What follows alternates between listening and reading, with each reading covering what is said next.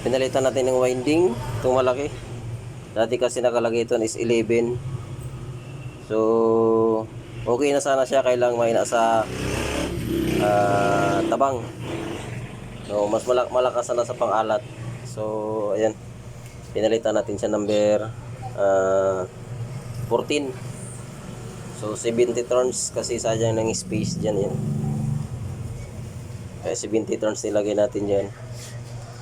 Ayan, so check natin yung ampere. Naka max volume tayo. Ayan, walang flip-flop. So nakasagad ang volume. Check natin yung ampere nya. Naka max.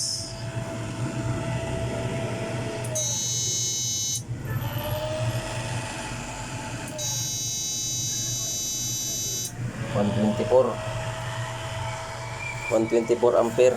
So lalagyan natin siya ng 124 ampere sa 122. Ayan, sa 1K load. Ayan. So lalagyan natin siya ng 1000 watts para magiging 2K watts yung ating load.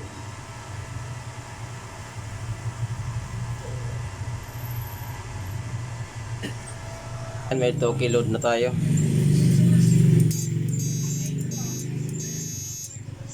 Okay, titingnan natin, naka-max pa rin tayo. Titingnan natin kung gumagana ba yung kanyang auto duty. Ayan. Kanina ay 122 ampere. 140 ampere. So ngayon, lalagyan natin siya ng 3,000 watts. Garagdagan natin yung ilaw. Gawin natin 3,000. 144 yun. 144 ampere.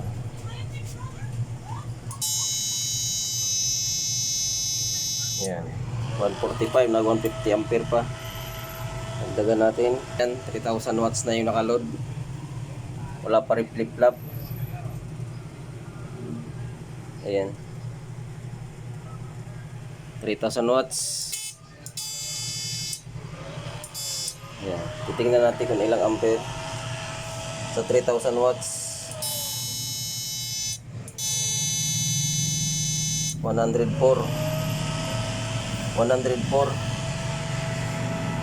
Lagyan natin ng, gawin natin 6,000 watts. Ayan, may load na tayo. 6,000 watts. Tingnan natin kung ilang ampere sa 6,000 watts. Kanina ay 104 sa 3,000. Ngayon, 6,000 watts na yung pagganahin natin. Ayan. 96 ampere. So, dagdagan natin ng 2K watts. Gawin natin 8,000 watts. Ayan, 8,000 watts.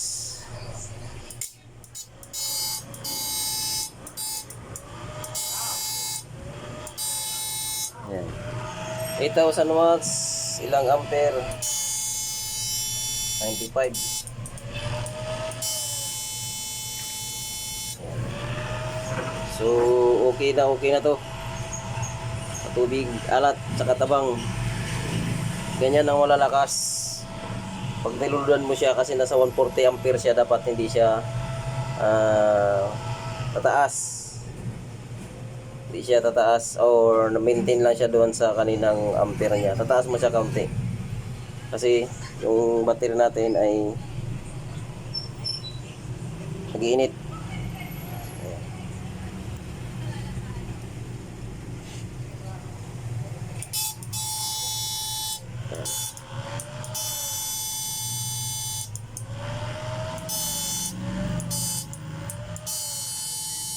Low connection. Low battery na tayo.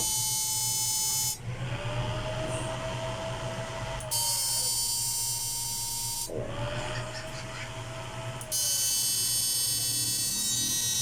Ganyan lang yung settings niya.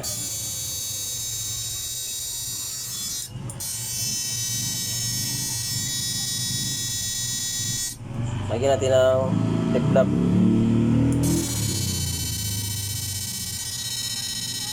Pag may flip-flop siya, nababawasan yung ampere. Ayan. Pag sa dagat kasi hindi naman pwede na walang flip-flop. Kailangan natin may flip-flop. Pampalutang kasi ng isda yan. 8,000 watt pa din. Ayan. Kung hindi gumagana ang auto duty nito, dapat kung 140 ampere siya, 140 ampere pa rin dapat. Ay bumaba. Ibig sabihin gumana yung kanang auto duty.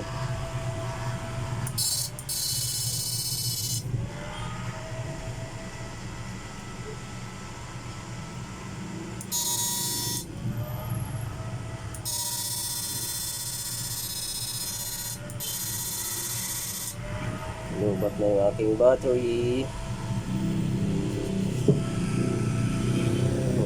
Bumibigay yung wire. Daming winding. Ito yung bumibigay. Nainit. Kasaksak yung ating battery.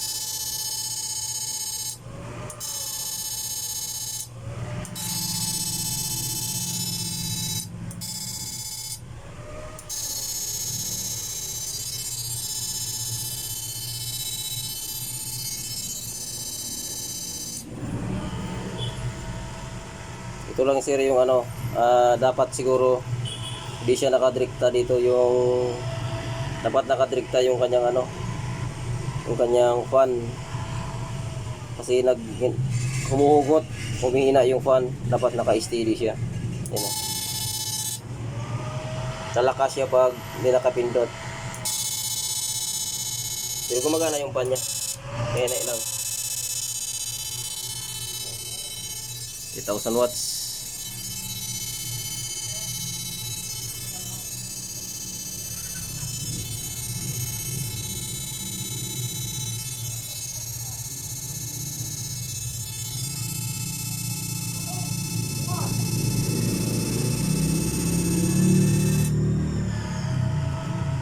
Maganda na rito kung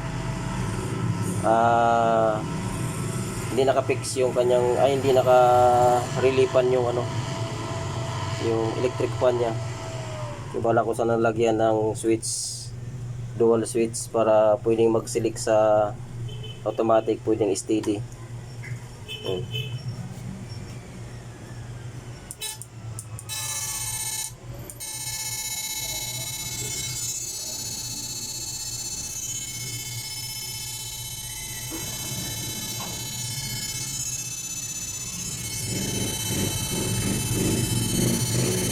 Tinest ko ito kagabi, hindi pa siya naka-calibrated.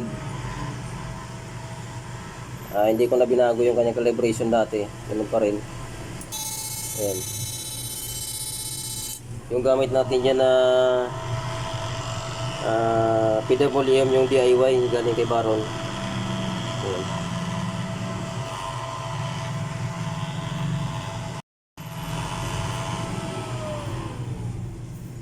So ayan mga sir, hanggang dito na ating video. Maraming salamat sa inyong panonood.